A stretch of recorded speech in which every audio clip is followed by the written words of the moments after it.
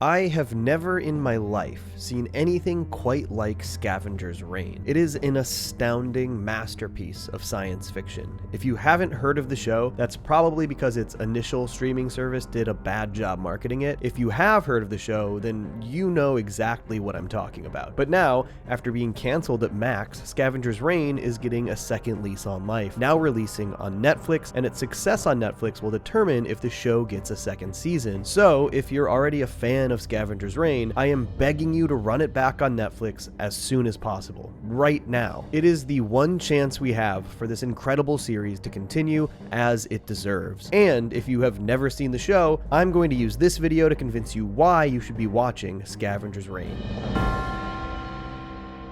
If you've watched my channel before, you know I generally cover adult animation, and am pretty persistently trying to hype up the adult animated projects that are pushing the envelope, taking the sub-medium into new directions that challenge people's perceptions of not just adult animation, but animation in general. While most adult animation is comedy-focused, we are finally living in an age where we're getting more and more adult-focused series that are more dramatic and serious in tone. Shows like Invincible and Primal have seen pretty major success in the mainstream, while incredible shows like Pantheon have gotten screwed over by the streaming market, despite being astounding works of art. And I truly love all of those shows, but I have never been more wowed by an animated series pushing the envelope than Scavengers Reign. For the first part of this video, I'm going to give you a mostly spoiler-free breakdown of what you can expect from Scavengers Reign, to give you an idea of if you want to check it out or not. After that, I will dive more into detailed spoilers, though I still won't be going in as deep as possible, as I'd honestly like to save that for more in-depth character and story breakdowns individually, if y'all are interested, of course. Alright, let's start. Scavengers Reign follows a series of survivors who have been marooned on an alien planet called Vesta, crew members of an interstellar cargo ship called the Demeter 227. The events of the disaster that sent them there are basically shown in this gorgeous title sequence. A solar flare heavily damages the ship, and in a panic, many of the crew members use escape pods to flee the ship. 5 pods are launched, and the series follows the survivors from 3 of these pods, all on separate parts of the planet. The series tells incredible personal stories for each character, but the hook of the series is the absolutely mind-boggling alien ecosystem they've created on Vesta. I have never seen any kind of alien biology that has felt quite as alien as what they've done with this show. There's this symbiotic nature to all of the organisms, where each creature has some wildly unique set of skills that almost feel mechanical in nature, as though these life forms also have tool-like functions, and these specific functions allow that world to flourish with this beautiful synchronization. In addition to the creatures all sort of utilizing one another's various skills, the survivors of the Demeter have to adapt and use these creatures as tools as well. It's almost like this ecosystem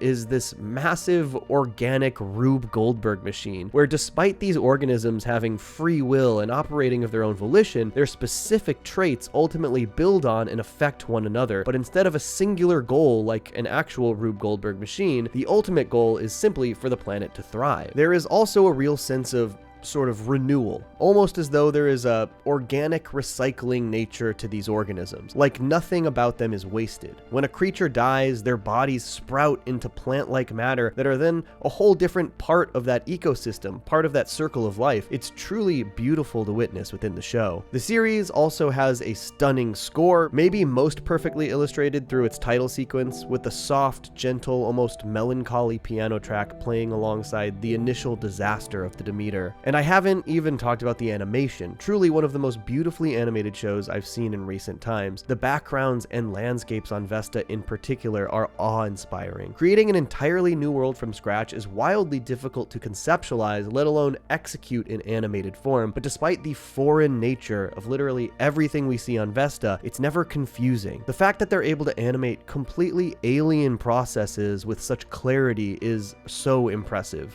But outside of this incredible alien biology and ecology, the ways the planet and its unique organisms test the main characters are so well executed. The conflicts faced by each set of characters so perfectly conflict with those characters' greatest flaws and insecurities, and each group explores different aspects of the human condition. Not to mention that each set of survivors are largely separated for the majority of the series. Though there are some aspects that cross over between them, it's almost as though we're following 3 separate stories over the course of the 12 episodes that all culminate in this beautiful cohesive climax. I cannot possibly recommend Scavengers Reign enough, and I know for a fact that the team behind it has planned out future seasons already and have much more story that they want to tell, and the only way for that to happen is through a strong performance on Netflix, which is admittedly an uphill battle since many people already discovered the show on Max. Sadly, this show never stood a chance at Max. It was greenlit before the Zaslav regime, and despite the show's popularity, Zaslav is decimating their animation library. He was never going to renew it, despite its success. But the person who greenlit Scavengers Reign is now at Netflix. It actually has an opportunity to thrive there, if we give it the chance. It's why I'm urging you, even if you have already seen the series, to just run it again on Netflix. Even in the background, just show that you support the show and help earn it the second season it deserves. And if you haven't seen it, please just check it out as soon as possible. It is such a special series, and it's not only an incredible show in its own right, but one that can help push the animation medium into new territory, push it to be taken more seriously. Okay, that is the end of my non-spoilery section of the video. If I've drawn your interest, please go watch the show, which is now available on Netflix. Do not watch it on Max. It is worth it. The rest of the video will have more explicit spoilers, and I'm going to dive into more of the character specifics here, though these will be kind of general overviews of the character arcs and stories, since I'm still considering individual character videos for the show if there's an appetite. Okay, so go watch Scavengers Reign if you don't want spoilers. If you do,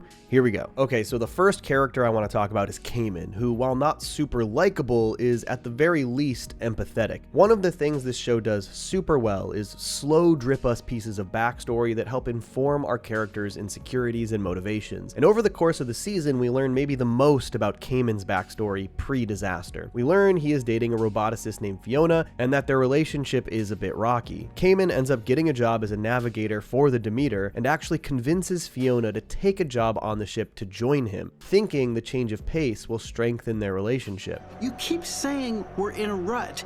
This is an opportunity to change all that. And this pretty immediately establishes Cayman's core flaw, sort of a sunk cost fallacy type issue. He is unwilling to cut his losses and tries to make those around him mold their life and goals to his own, mostly for his own sake. He doesn't want to lose Fiona, so he convinces her that the Demeter is the right place for her, even though very clearly it is not. And not long after they begin their journey, it becomes clear that this is the case. They actually break up and start living in separate quarters, all while traveling on this cargo ship through space together. And Cayman's major mistake in the series is representative of this as well, and it's actually the inciting incident for the show. Cayman learns that the navigation course he has set is the cause of a major coolant leak and equipment malfunction for vital tools on the Demeter. Basically, he did his job poorly, and it could put the entire mission at risk, jeopardizing his career. Rather than cutting his losses, he's desperate to put the Demeter on a new course to fix the issue, but the only possible course is significantly more dangerous for the crew of the ship, to the point where the captain, Sam, tells him off. If we don't change course,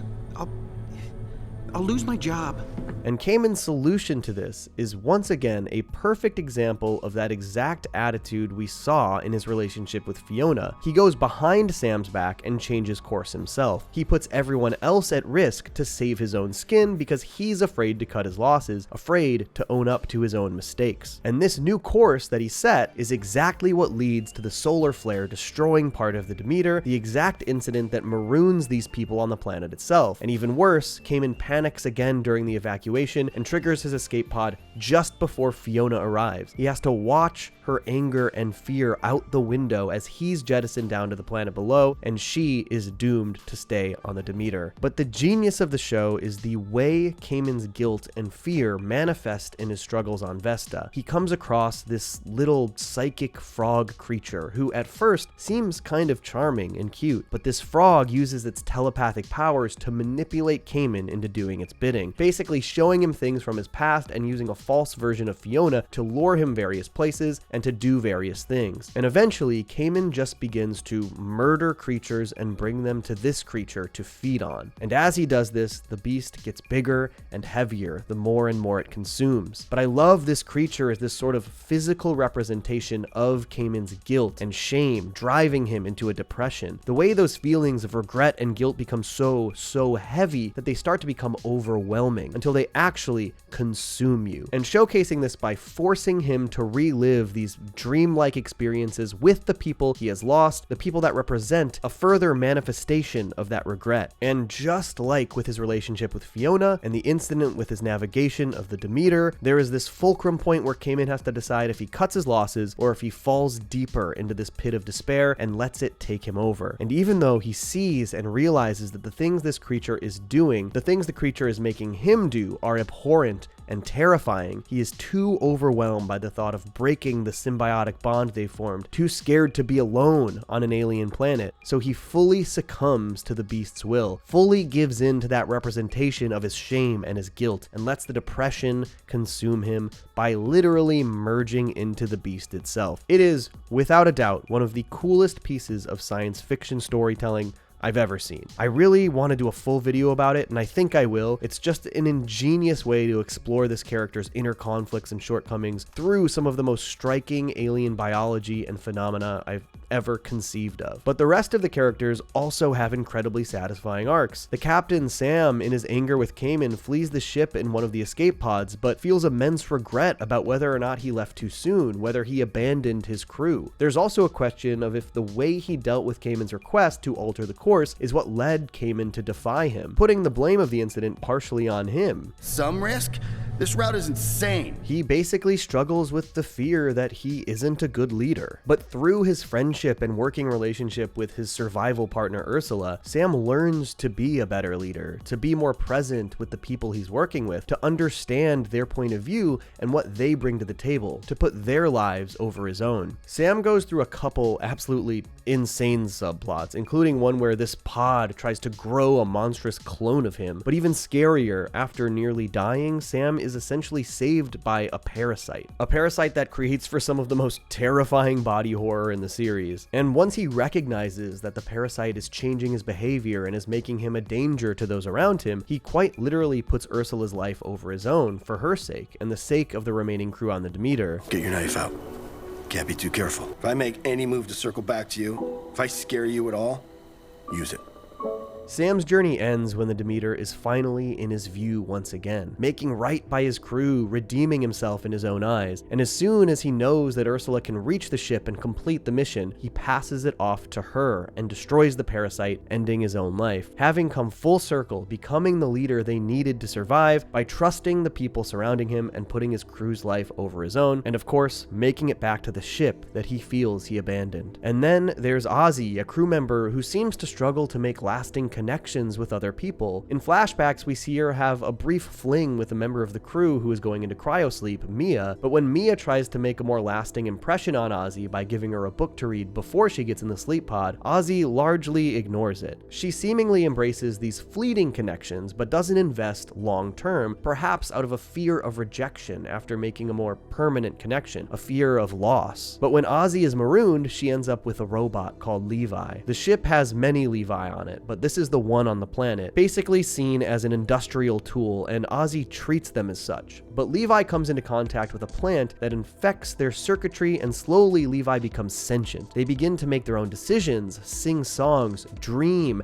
have feelings and opinions. And over the course of their journey, Ozzy has to reconcile with the fact that she has been unknowingly forming a meaningful connection with another person, a person that has been sort of Trojan horsed into Ozzy's life because she didn't know it was a person. And then, shockingly, tragically, Levi is destroyed by Cayman's beast, and Ozzy is confronted with that exact fear, the loss of someone that she has made a lasting connection with. But in order to survive, she has to pick herself up and move forward, just as we all do in life. When we lose someone we love, we have to press on. When Ozzy finally makes contact with someone from the Demeter, it ends up being Ursula, and the first thing she does is give her this massive hug, before even introducing herself, showing that change, that she is willing to open herself up to those connections now. She understands the value despite the pain that can come with them. And even more satisfying, thanks to that plant fungi that made Levi sentient, Levi's body recollects itself and rebuilds into this new form. And at the climax of the season, as Ozzy is nearly killed by Cayman's beast, Levi saves her, all thanks to that lasting connection that they had formed. And you came back for me. I had to. And this is honestly all just pretty surface level stuff. There is so much more to explore with each character. This show is an absolute masterclass, top tier character driven storytelling that is explored through an absolutely mind-bendingly creative alien ecosystem. In my opinion, this is some of the absolute best animated television ever created and some of the best science fiction I've ever seen in my life. I will rewatch these 12 episodes over and over again, probably for the rest of my life. But hopefully, if we can come together for this show, we'll have new episodes to look forward to in the future. Writing this video reaffirmed I need to do more detailed character journey videos for this show, and I'm going to. But for now, please go watch Scavengers Reign on Netflix, whether it's for the first time or for the 5th time. This really could go down as one of the greatest science fiction series in history, and the path to more of it is in our hands. The show has a real shot to get more episodes if it makes a splash on Netflix. Okay, go watch it. I stay mellow watching Johnny Two Cellos. He talks cartoons, he's a really cool fellow. He keeps you posted on adult cartoons. If that's what you're into, then grab a spoon and a very big bowl of your favorite cereal. Feels like Saturday morning cartoon material. Johnny Two Cellos, watch him on YouTube. Now enjoy this groove and bust a move.